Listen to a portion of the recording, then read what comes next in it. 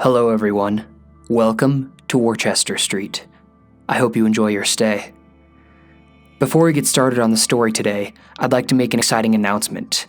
I've released a compilation of my short stories on Kindle. This compilation consists of a selection of 10 of my favorite short horror stories that I've written. The compilation also includes a continuation of several fan-favorite stories. Included in the compilation is a part 2 to the story The House at the End of Worcester Street, the story The Abandoned Mining Town, and the story The Behemoth by the Barber Shop. Together, these stories have been upvoted thousands of times on Reddit, and I think highly of each one. If you've enjoyed my writing, go check it out. And if you decide to buy it, remember to give it a rating. Amazon books live and die by their reviews. I know I've spoken a few times about my novel, but this compilation isn't that. I'm still working on it, but I'll be sure to let you all know when it's done. That being said, let's get started.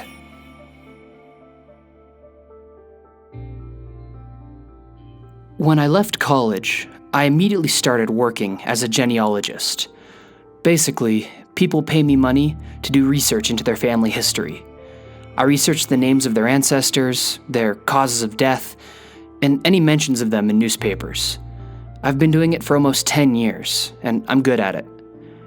A few weeks back, a millionaire widow called me up asking for my services. Apparently, her parents had emigrated from Switzerland when she was young, but she didn't know much about them other than their names and the town that they'd been born in. It's rarely necessary for me to actually travel to a country to do my work, but I knew right away that I'd have to on this case. None of my usual sources had any info on the town that she'd named. It was a small village high in the Swiss Alps. Apparently, none of the records there had been digitized. None of my usual routes worked. Baptisms, births, death certificates, all of them turned up nothing. I told my client that I'd need to travel there personally, and she quickly agreed to arrange the travel for me. I landed in the country in the early afternoon, picked up my rental car, and immediately set off into the mountains. I'd never been to Switzerland before, but it was spectacular. Hidden valleys surrounded by sweeping mountain ranges, all connected by winding roads littered with switchbacks. My drive took me high up into the mountains. I turned around a curve and drove directly into a thick curtain of fog. Visibility immediately dropped to something like 20 feet. On these winding switchbacks, that meant that I couldn't see the start of the turn until I'd already reached it. Sheer cliffs loomed on either side, so I was eager to get off the road. I was considering just pulling off the side of the road and sleeping in my car. I was looking for a good spot when the fog cleared a little bit as I climbed the switchbacks. I rounded a curve and, to my shock, spotted a hotel sitting just off the road, set into the mountain. Bright red letters covered the side that read Hotel Belvedere. There was a small parking lot with about a dozen parking spaces just across the street from the hotel. Here's a picture of the hotel that I took. I parked my car and made my way into the hotel to see if I could wait out the fog overnight. The inside of the hotel was old, all dyed wood and wrought iron. A man stood behind the desk in the lobby, probably in his late 60s. When I shut the door behind me, he shot a tired look in my direction. "Speak English?" I asked. "A little bit," he said. "You want room?" I nodded, and he continued. "Room is 125 francs. Good?" I nodded again and pulled out the bills from my wallet. The man sighed and held up a hand. "You are only guest tonight. I am owner of the hotel here, and I don't want to stay here all night. If you stay here alone. Okay?" I was surprised at that, but I figured it'd be fine. The old guy didn't want to spend all night at a desk, waiting for guests who would never come. "Yeah, that'd be fine," I said. "One thing," the man said. "If you stay, you must stay in your room with door locked all night, okay?" I figured he just didn't want me messing around with his hotel, so I agreed. He turned around and pulled out my key. A wrought iron key that looked straight from the 1800s. "Room 7, he said. "Top floor." I headed up to my room and walked inside. It looked out of another century, sporting a sink and glasses inside the room. It also had a balcony with an amazing view of the windy roads that I'd driven up. Some of the fog had cleared, so I was able to take this picture. After the sun set, I was getting pretty antsy. My body still wasn't ready to fall asleep because of the jet lag, so the hours passed, and soon it was a little past midnight.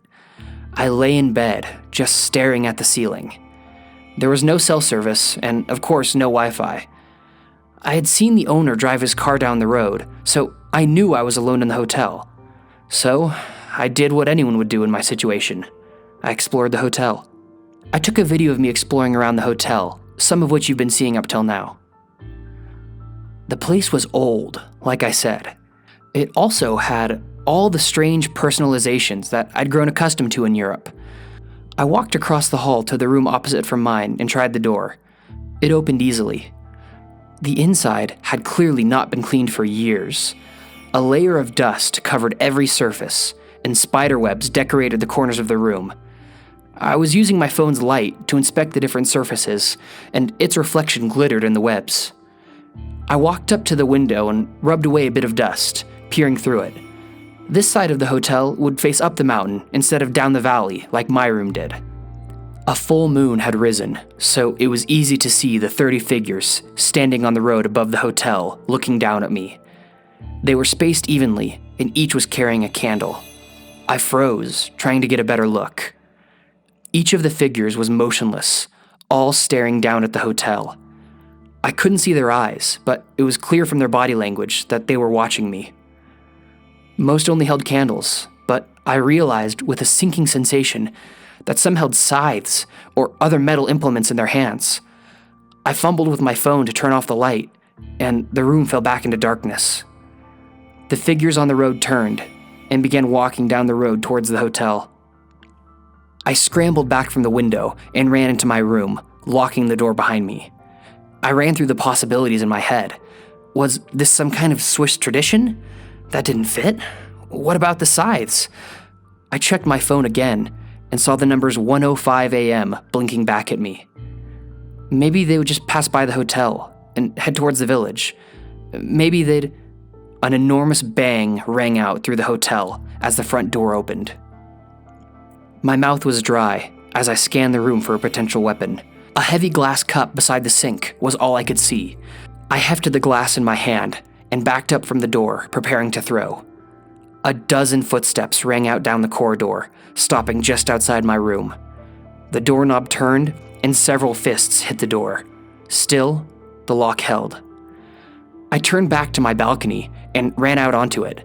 I tried to remain as silent as I could as I scrambled up onto the railing and jumped onto the balcony of the next room over. My feet hit the metal balcony just as the wood from my room's door cracked and splintered from an impact. I heard footsteps in my room, the sound of my bed being flipped over, the dull ripping as they tore apart my backpack. The entire time, I didn't hear a single word spoken by any of them.